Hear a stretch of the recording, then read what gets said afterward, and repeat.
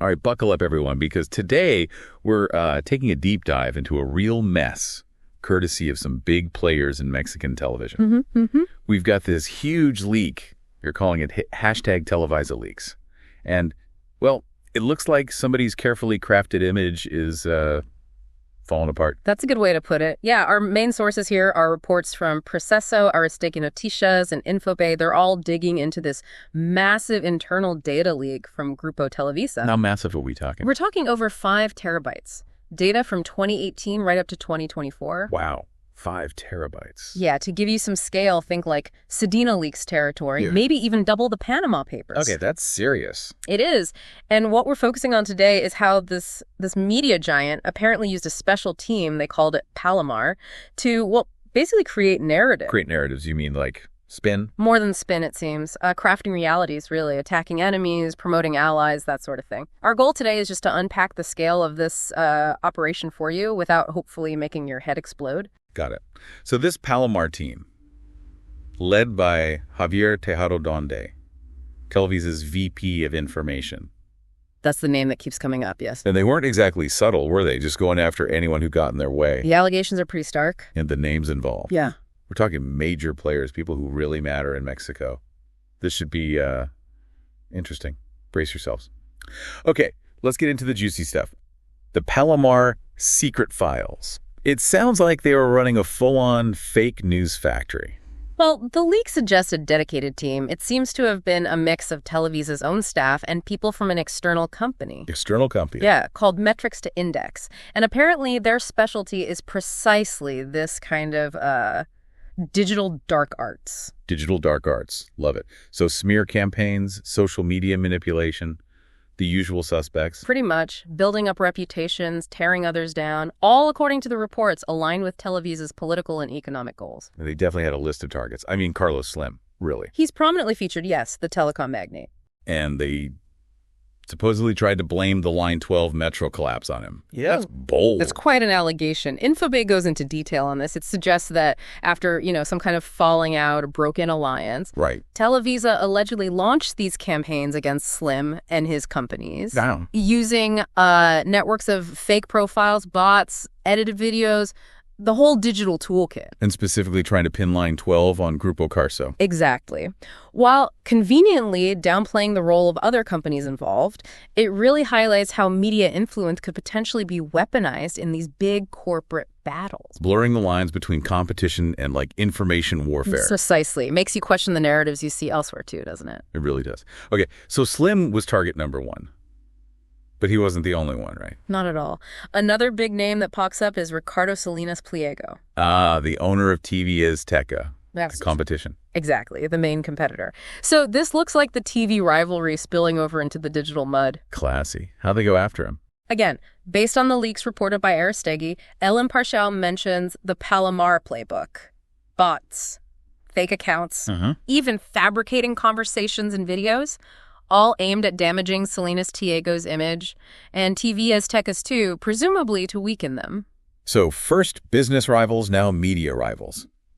Seems like no one was safe. It appears that way. And speaking of media, yeah, they even went after Carmen Aristegui, the journalist who actually broke this story. Yes, that's also detailed in the Aristegui Noticias reports.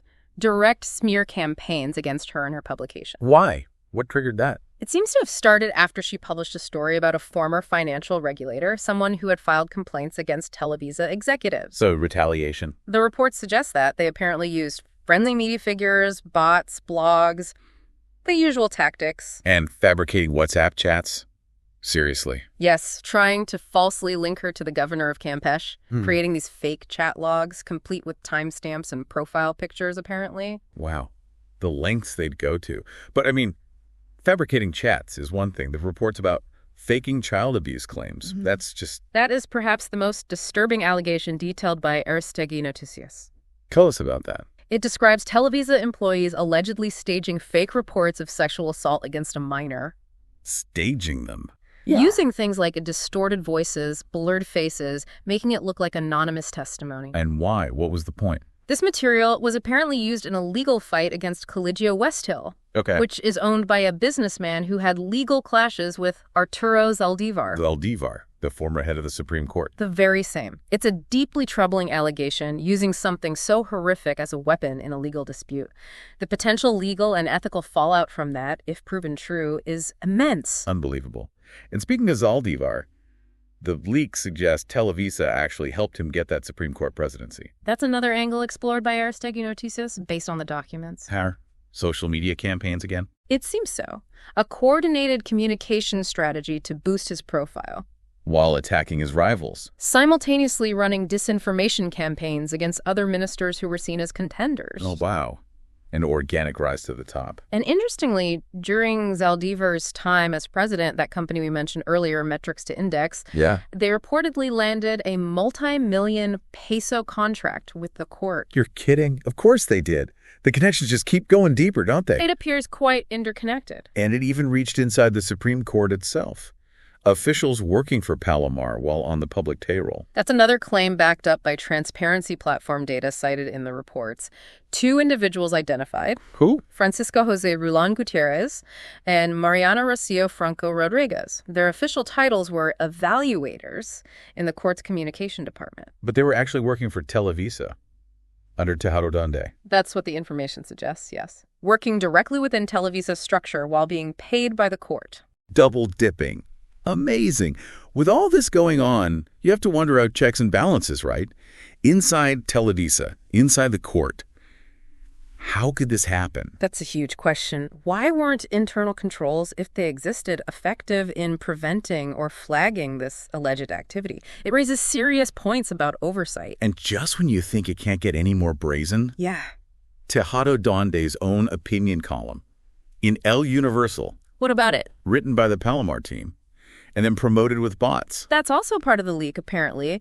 The internal documents suggest his team ghost wrote and edited the columns. Masterclass in journalistic independence, clearly. It certainly paints a picture. And the leaked internal chats show the team knew what they were doing was questionable. Oh, really? They were worried. Definitely. They explicitly talked about the nightmare scenario of a leak like this happening. There was clear anxiety about their methods being exposed. Oh, the nightmare came true.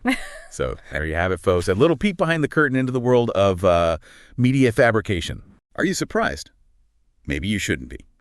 But still, it reads like a wild TV drama, doesn't it? It does have all the elements. But the really fascinating and frankly disturbing question this raises is how much else is constructed like this? Right. How many other realities are being manufactured? Exactly. And what does this do to our trust? Trust in media, trust in public figures, when these kinds of covert ops come to light? It erodes it bit by bit. This leak isn't just about Televisa or these specific incidents. It's really a prompt for all of us, for you listening, to think much more critically about the information we get every single day. How is it made? Who benefits? Absolutely. So next time you see some crazy scandal blow up online or a furious social media attack, just pause for a second. Yeah. Ask yourself, could there be a Palomar somewhere pulling the strings? It's a possibility worth considering. We'll leave you chewing on that unsettling thought. Hopefully this dive into the muck was at least more entertaining than arguing about politics online. Let's hope so. Until the next time we wade into the information sewers.